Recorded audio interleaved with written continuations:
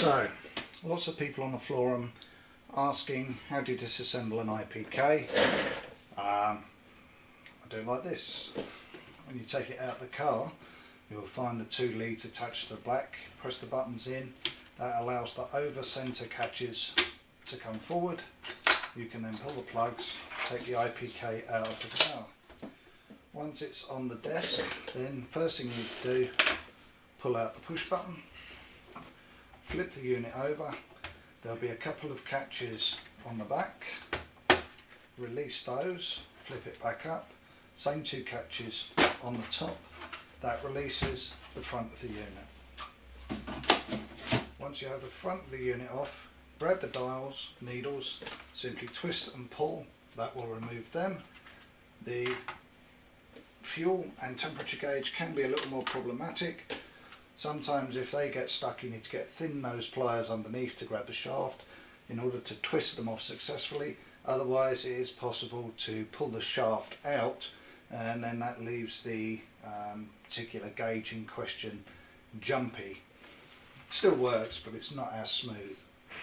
After that, being careful not to damage the push button shaft, you need to remove the 6 T10 Torx screws. 3 on either side, doesn't matter which order they come out.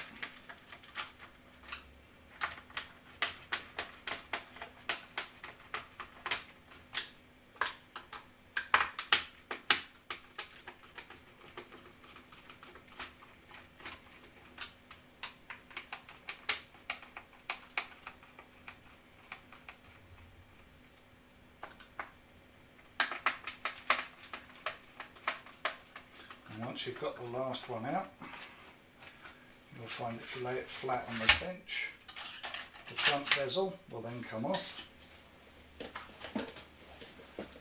Then you can lift the dial set out, complete with the diffusers.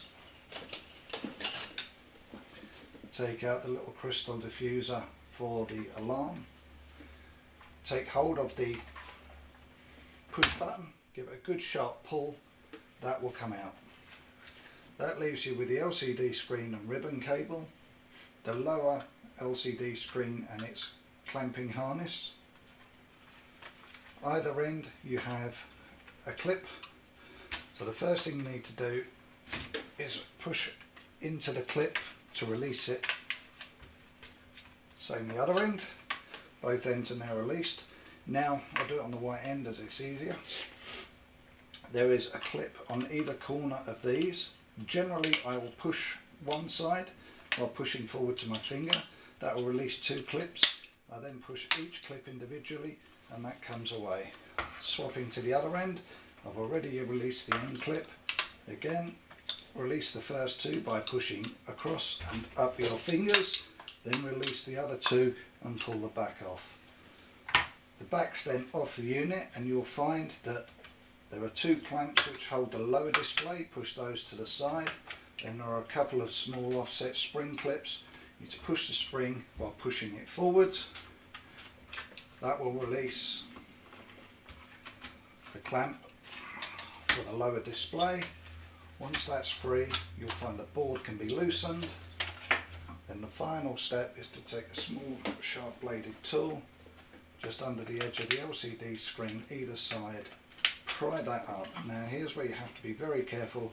The ribbon cable on the LCD is extremely fragile, so lay it flat, push the rest of the board away, and there it is, completely disassembled. Looking at the board, this is the EEPROM chip, which needs to either be virginized, reprogrammed or swapped if you change your unit.